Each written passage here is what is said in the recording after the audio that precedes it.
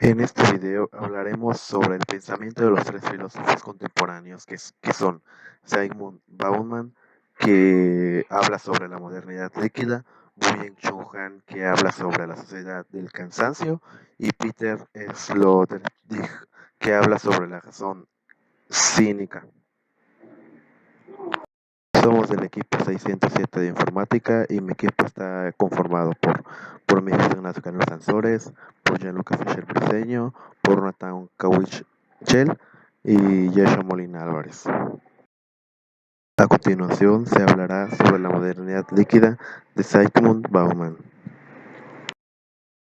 La modernidad líquida es un libro sociológico y filósofo polaco del escritor Zygmunt Bauman. Este nos presenta 5 conceptos básicos de la importancia en las actuales condiciones humanas, como la emancipación, individualidad, tiempo, espacio, trabajo y comunidad. El autor aborda dichos temas desde la perspectiva de la sociología e intenta dar respuesta a interrogantes como ¿qué es la sociedad?, ¿cómo se identifica?, ¿qué la compone?, ¿qué relaciones hay entre los elementos que la componen y el mundo exterior? ¿La sociedad va hacia una modernidad o ya está en ella? ¿Qué es modernidad? Sólida, líquida. Mediante estas preguntas analiza la complejidad de las nuevas sociedades y la manera en que enfrentan el fenómeno de la inmediatez.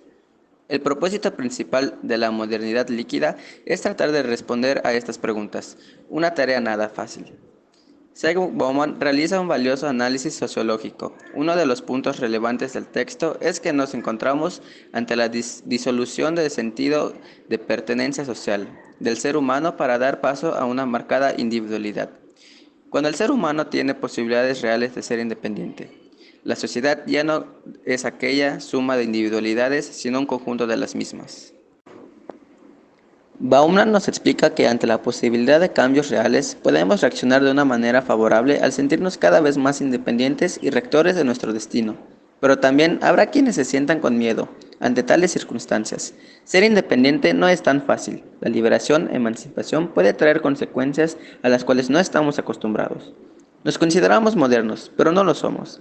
Primero, porque hay diferencias que remediar en diferentes rubros. Segundo, porque dentro de algunos años esta modernidad dará paso a otra, pero necesariamente tendrá que dar paso a otra concepción. Otra gran aportación del texto es la que se refiere a la clasificación de espacios en el ámbito de la convivencia humana.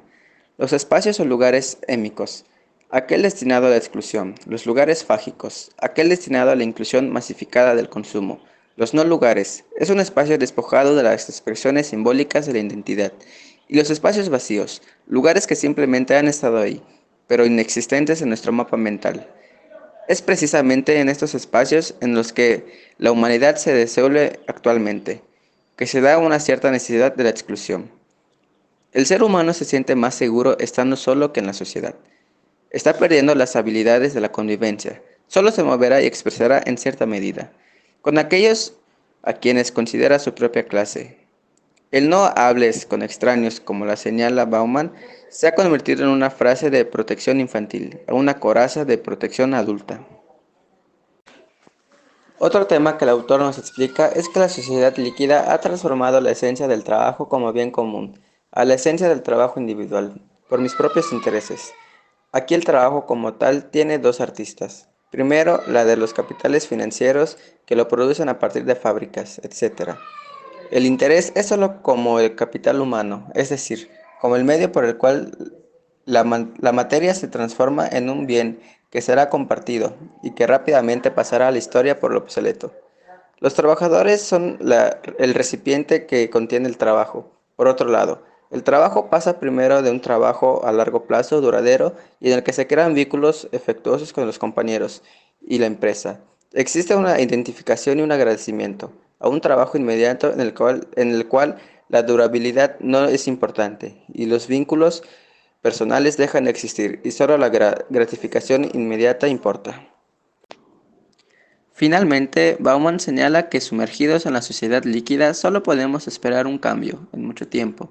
No podemos cambiar en unos cuantos años, lo que ha sucedido durante siglos. Eso sí, debemos tener esperanza. Pero vale la pena señalar que la búsqueda de la identidad para nuestro autor es una constante lucha por detener el flujo. Percibir la identidad por fuera nos llama la atención y nos da provocación o atracción. Queremos ir tras de ella, de una manera que nos permita no ser tan dependientes de una sociedad consumista.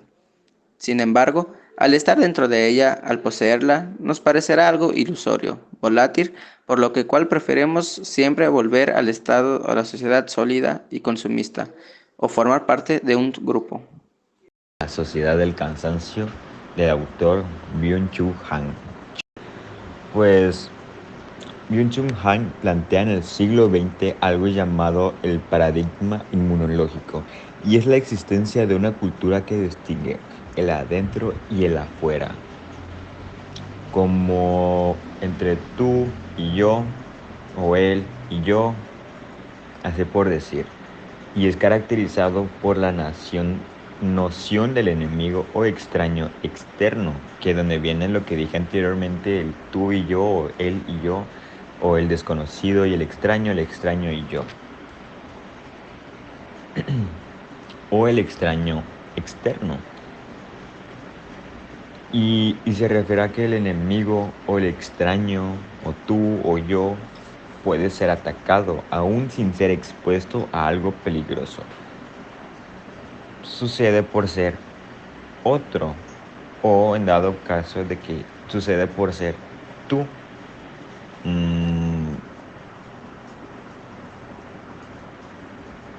Así se puede decir de la manera más fácil. Sucede por ser un extraño, por ser otro, por ser alguien de afuera, así por decir.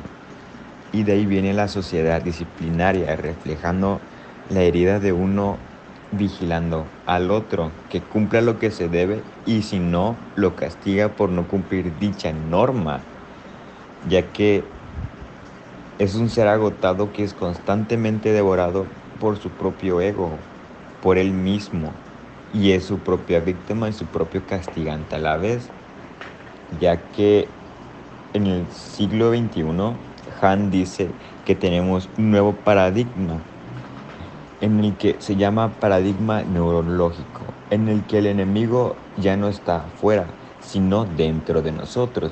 Y de ahí viene el hecho de que, lo que dije anteriormente, es un ser agotado que es constantemente devorado por su propio ego, por él mismo.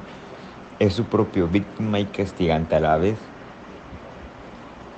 Y sale de un yo positivo, así por decir, causando enfermedades neuronales como la depresión, bipolaridad, etcétera, etcétera. En el que a nosotros nos sucumbe el cansancio y entra la culpa por estar o no poder en una sociedad del yo puedo. Ejemplo de que yo voy a ser un gran médico, pero no puedo, o sí puedo, o no. Y ahí entra el sí y no, del no poder, ya que entra en una sociedad del yo sí puedo. Y pasamos a una sociedad disciplinaria, a una de control, donde llega la obligación de rendir y llega la culpa de si puedo o no puedo, como expliqué anteriormente.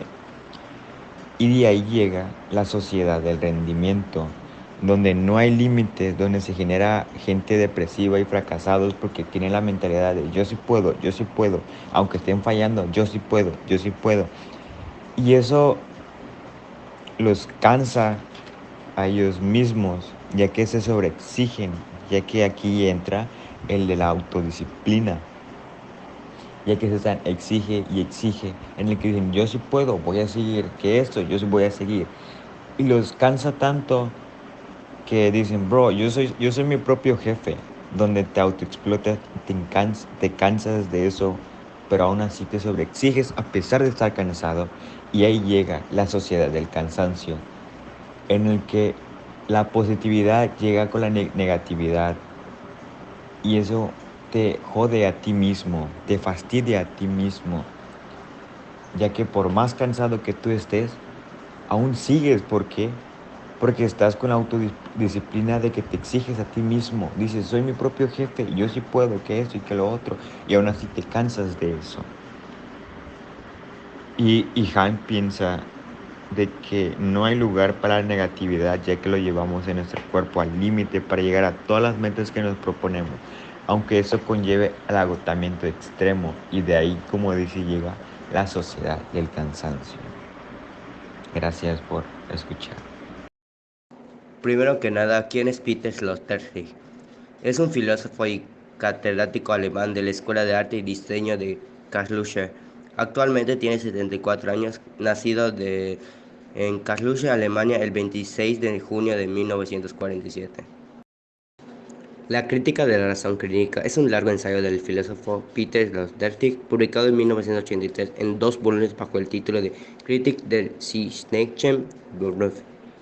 El libro trata de una profundidad de cinismo filósofo, que Sinocchio llama a veces quinismo, para diferenciar el vocablo popular por su preferencia griega y el cinismo popular como fenómenos sociales y políticos a lo largo de toda la historia europea.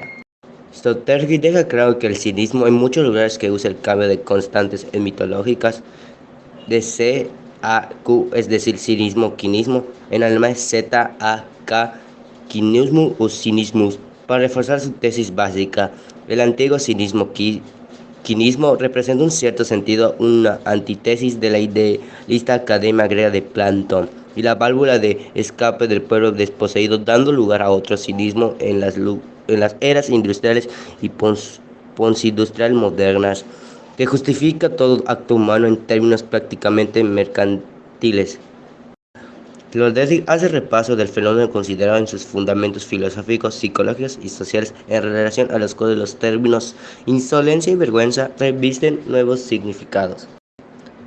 Según el filósofo alemán, las aspiraciones de la vieja Ilustración del siglo XVIII han sido traicionadas y pervertidas. En las consideraciones previas aparece la definición del autor. El cinismo es la falsa conciencia ilustrada. Es la moderna conciencia infeliz sobre la que la Ilustración ha trabajado tanto con éxito como en vano en su página 40. Sloterdijk menciona a varios filósofos como Theodor W. Adorno, Ernst Bloch, Walter Benjamin, Friedrich Nietzsche, Martin Heidegger y en especial en el cínico Diogenes de Sinope, además de otros muchos. La introducción del libro es seguida de 2 partes. La primera, como título, tiene el análisis 5 consideraciones previas. Se repasa el fenómeno del cinismo y el quinismo a lo largo de la historia, con especial referencia a la época ilustrada, el marxismo y el cinismo filosófico original o quinismo, que están entre las páginas 13 al 240. Y la segunda parte está como puesta el cinismo en el proceso cósmico, está ahogada en el sentido histórico del cinismo y en algunos de sus representantes más destacados, Diogenes de Sinope y Luciano de Samosata, y los personajes literarios de Mefistófeles de Goethe y el gran inquisidor de Dr. Expic. Hace repaso de las distintas clases de cinismo que ha conocido la historia en los ámbitos militar, estatal, sexual y religioso, y termina considerando en toda su profundidad el fenómeno de los puntos de vista histórico y lógico a lo largo de más de 500 páginas, entre las páginas 223 hasta las 739. Y la última parte es el final, como así lo tiene puesto. Supone una recopilación o resumen del sentido de la obra, de la página 745 al 764, remontando por los agradecimientos del autor y el contenido de las abundantes notas bibliográficas. Se aplica a toda la obra de número de 240, que está en la página 765 al 786. Sloterdijk difícilmente puede ser superado en su descripción imaginativa y vivida de las experiencias de una generación. No solo aspira a descubrir lo que él mismo ha experimentado personalmente, sino también explicarlo. Mientras que con los medios que toma prestados en la historia filosófica va a explicar las secuelas de los ideales de 1968 echados a perder, recoge de la pila de escombros una verdad. Él llama a esta verdad el impulso cínico. A principios de la década de 1980, cuando apareció la crítica de la razón cínica, el idealismo y la energía que cambiaron el mundo de dicho movimiento se había reducido desde mucho tiempo atrás hasta la violencia de grupos enfrentados. Por un lado, la acomodación a las realidades del capitalismo y la Guerra Fría.